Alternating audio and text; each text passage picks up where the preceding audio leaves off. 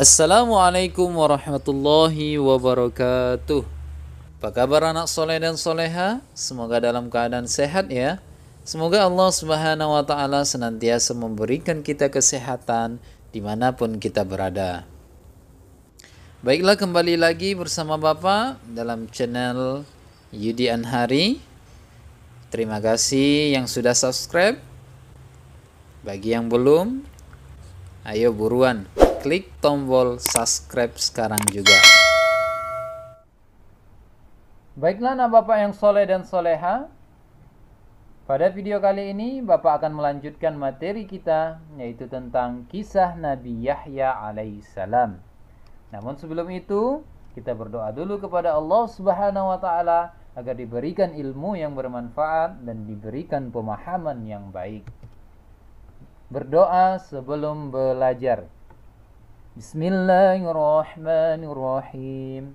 Raditu billahi rabba wa bil islami dina wa bi Muhammadin nabiyyan wa rasula. Rabbi zidna ilman warzuqna fahman. Amin ya rabbal alamin.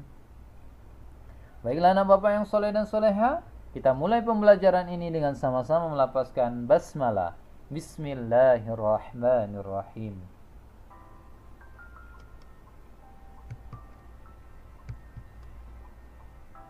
Kisah Nabi Yahya alaihissalam.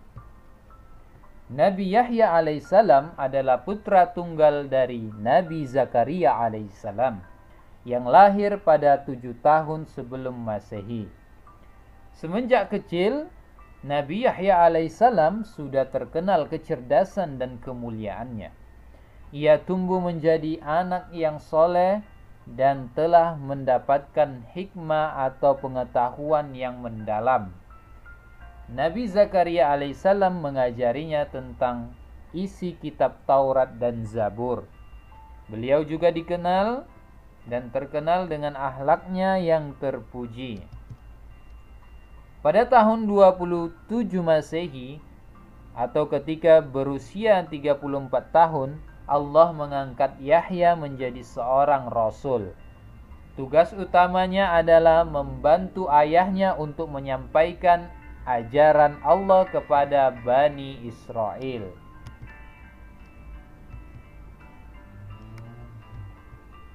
Pada saat itu, Bani Israel berada dalam penjajahan bangsa Romawi. Penguasa bangsa Romawi di Palestina pada waktu itu bernama Herodes, yang menjalankan kekuasaannya dengan otoriter, bengis, dan kejam. Siapapun yang tidak mengikuti kemauannya akan dihukum berat, dan siapapun yang menentangnya akan dihukum mati. Sementara itu, di kalangan Bani Israel terbelah menjadi 2 kelompok. Kelompok pertama, mereka yang beriman kepada Allah dan menjalankan ajaran kitab Taurat dan Zabur. Jumlah kelompok ini kecil sekali. Kelompok kedua, mereka yang menyembah berhala, mengingkari Allah, serta meninggalkan kitab Taurat dan Zabur. Jumlah mereka mayoritas atau lebih banyak. Kelompok kedua ini itulah yang menjadi sasaran dakwah Nabi Yahya alaihissalam dan ayahnya Nabi Zakaria alaihissalam.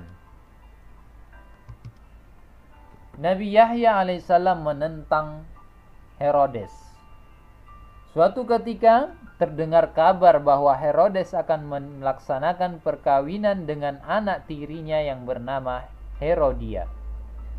Semua keluarga kerajaan menyetujui perkawinan tersebut. Masyarakat tidak ada yang berani menentang rencana perkawinan Herodes dengan anak tirinya karena takut dihukum berat.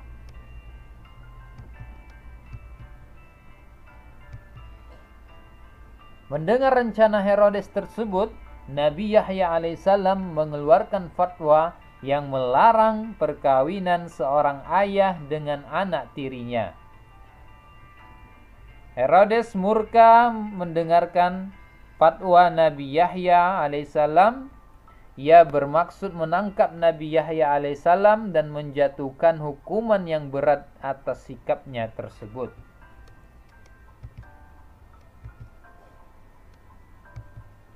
Nabi Yahya pun difitnah ingin menikahi Herodia.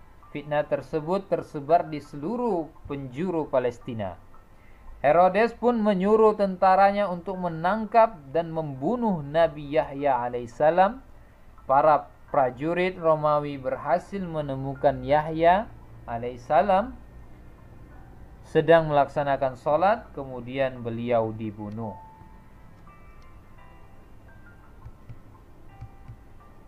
Kisah keteladanan Nabi Yahya alaihissalam.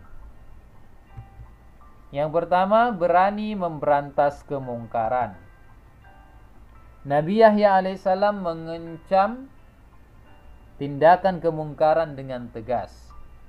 Nabi Yahya alaihissalam berani menyatakan bahwa tindakan kaumnya adalah kemungkaran yang harus segera ditinggalkan. Dalam kehidupan sehari-hari, kita harus meneladani sikap tersebut. Jika perbuatan yang melanggar agama, kita harus berusaha mencegahnya. Kita tidak boleh membiarkan teman kita melakukan pelanggaran, padahal kita mengetahuinya. Kita tidak boleh takut terhadap kemungkaran. Kewajiban kita adalah mencegah agar saudara atau teman kita tidak melaksanakan perbuatan yang melanggar agama. Caranya, kita mencegah kemungkaran harus dengan santun.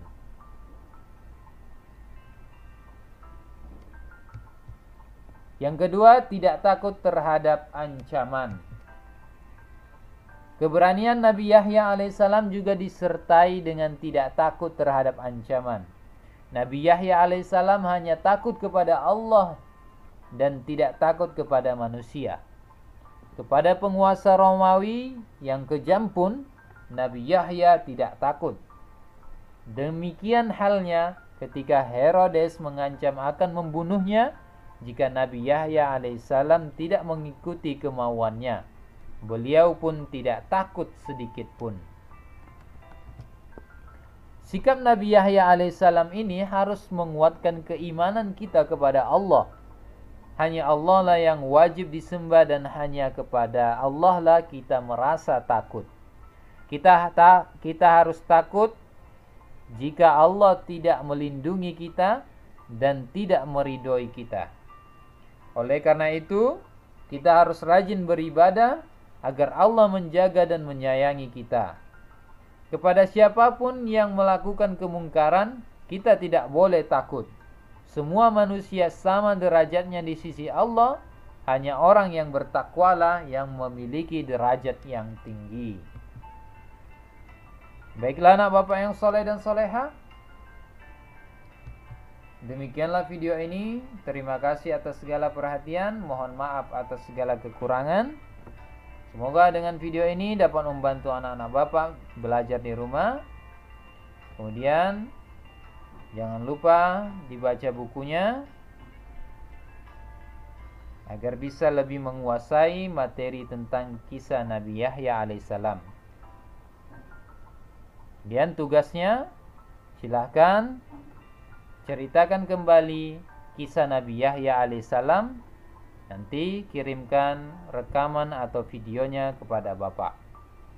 Baiklah anak Bapak yang soleh dan soleha, kita tutup pembelajaran ini dengan sama-sama melafazkan hamdalah, alhamdulillahi rabbil alamin.